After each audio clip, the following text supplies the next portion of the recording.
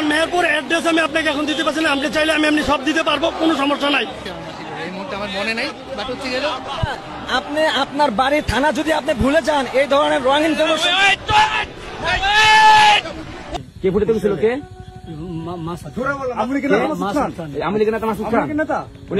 মন্দিরে।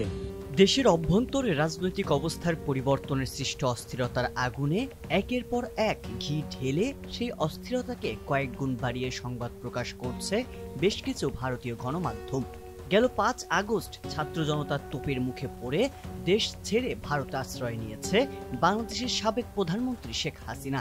এরপর থেকে দেশের বিভিন্ন অঞ্চলের রাজনৈতিক কারণে বেশ কিছু হামলা, ভাঙচুর ও অগ্নিসংযোগের ঘটনা ঘটে। দুষ্কৃতিকারীদের সেসব হামলায় ক্ষতিগ্রস্ত হয়েছে মুসলিম পরিবারের বাড়ি আর সম্পদও। তবে সেই সব ঘটনাকে শুধু হিন্দুদের ওপর হামলা বলে চালিয়ে যাচ্ছে ভারতের গণমাধ্যমগুলো। সামাজিক যোগাযোগ মাধ্যমে প্রকাশিত একের পর এক মিথ্যা ও বিভ্রান্তিকর খবরের জেরে কোনো ধরনের যাচাই বাছাই ছাড়াই তা নিয়ে জল ঘোলার চেষ্টাও করা হচ্ছে। ভারতের বেশ কয়েকটি গণমাধ্যমে পূর্বেকার ছবি ও ভিডিও ব্যবহার করে দাবি করা হয়েছে যে বাংলাদেশের সংখ্যালঘু হিন্দুদের ওপরে ব্যাপক আক্রমণ শুরু হয়েছে।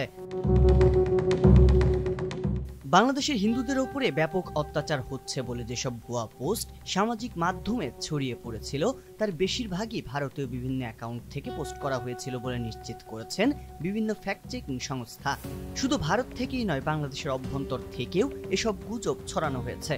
রাজনৈতিক পরিবর্তনের কারণে দেশের ভেতর বেশ কিছু হিন্দু বাড়িতে হামলা ও অগ্নিসংযোগের ঘটনা ঘটলেও তা একপাক্ষিক নয়, বরং হিন্দুদের পাশাপাশি ব্যাপক ক্ষয়ক্ষতি হয়েছে মুসলিম ধর্মাবলম্বীদের বাড়িতেও। দেখা গেছে হামলাকারীদের আক্রমণ ধর্মকেন্দ্রিক না, রাজনৈতিক দল কেন্দ্রিক। ক্ষতিগ্রস্ত হওয়া বাড়িঘর কিংবা স্থাপনা ও সম্পত্তি আওয়ামী লীগ নেতাকর্মীদের, যেখানে ধর্ম পরিচয়কে মুখ্য করে দেখা হয়নি বরং রাজনৈতিক পরিচয়কে কেন্দ্র করে এসব ঘটনা ঘটেছে। তবে বাংলাদেশে এসব ঘটনাকে রাজনৈতিকভাবে না দেখে তকমা দেওয়া হয়েছে সাম্প্রদায়িকতার। বঙ্গবন্ধুর ৩২ নম্বর বাড়িতে অগ্নিসংযোগের ঘটনা কিংবা মাশরাফি বিন মুর্তজার বাড়িতে অগ্নিসংযোগ ভারতীয় গণমাধ্যম প্রকাশ করেছে সংখ্যালঘুদের উপর হামলার ঘটনা বলে। বাংলাদেশের জনপ্রিয় ক্রিকেটার লিটন দাসের বাড়িতেও ব্যাপক হামলা ভাঙচুর হয়েছে বলে দাবি করা হলেও দেখা গেছে তা ছিল মাশরাফি বিন মুর্তজার বাড়ি। বাংলাদেশের ইস্যুতে বেশ কিছু ভারতীয় গণমাধ্যমে এটা দাবি করা হয় যে পাকিস্তানি গোয়েন্দা সংস্থা আন্দোলনকারীদের মাঝে থেকে উস্কানি দিয়েছে। এছাড়া বাংলাদেশকে একটি ইসলামিক রাষ্ট্র হিসেবে পরিচালনা ও দেশের অভ্যন্তরে থাকা সকল হিন্দু ধর্মাবলম্বীদের তাড়িয়ে দেওয়া হবে বলেও জানানো হয়। সাম্প্রদায়িকতার নাম ভাঙিয়ে তৈরি করা এসব খবরের প্রভাব পড়েছে দেশের অভ্যন্তরে থাকা হিন্দু ধর্মাবলম্বীদের উপর, যার ফলে ধর্মকেন্দ্রিক অস্থিরতা ক্রমেই আশঙ্কাজনক হারে বাড়ছে।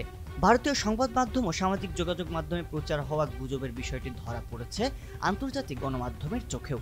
এরই মধ্যে কাতার ভিত্তিক সংবাদ মাধ্যম আল জাজিরা একটি বিশ্লেষণধর্মী প্রতিবেদন প্রকাশ করেছে, যেখানে ভারতীয় গণমাধ্যম ও সামাজিক যোগাযোগ মাধ্যমের প্ল্যাটফর্মে বিভ্রান্তিকর খবর ও ভিডিও প্রচারের বিষয়ে বলা হয়েছে। এছাড়া সামাজিক যোগাযোগ মাধ্যমে প্রকাশিত এক ভিডিওতে হামলার শিকার হিন্দু পরিবার থেকে জানানো হয়েছে তাদের ধর্মাবলম্বীদের সাথে পূর্ব শত্রুতা থাকায় তারা বাড়িঘর ভাঙচুর সহ লুটপাট চালিয়েছে।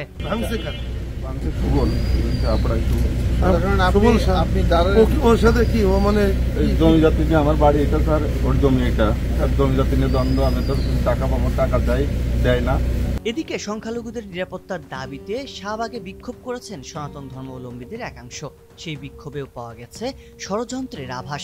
বিক্ষোভে যোগ দেয়া অনেকেই তাদের স্থায়ী ঠিকানা সঠিকভাবে উল্লেখ করতে পারেননি, আবার কেউ কেউ এই প্রশ্ন করায় হয়েছেন মারমুখী। এই মুহূর্তে আমার মনে নাই, বাট হচ্ছে গেল আপনি আপনার বাড়ির থানা যদি আপনি ভুলে যান, এই ধরনের রং ইনফরমেশন। বিবিসি ও ডয়েচে ভেলের ফ্যাক্ট চেকিং এ দেখা গেছে যেসব হামলার ঘটনা ঘটেছে তা সব ক্ষেত্রে ধর্মীয় সহিংসতার জের ধরে হয়নি, বরং এসব ঘটনা ঘটেছে সম্পূর্ণ রাজনৈতিক কারণে।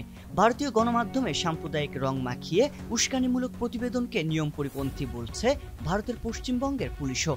এছাড়া হিন্দু ধর্মাবলম্বীদেরকে কেন্দ্র করে সৃষ্ট সহিংসতা নিরসনে ইতিমধ্যেই অন্তর্বর্তীকালীন সরকারের স্বরাষ্ট্র মন্ত্রণালয়ের উপদেষ্টা এম সাখাওয়াত হোসেন হিন্দু সম্প্রদায়ের নেতৃবৃন্দের সাথে সচিবালয়ে বৈঠক করেছেন। আশা করা হচ্ছে খুব দ্রুতই এই সংকট কেটে যাবে।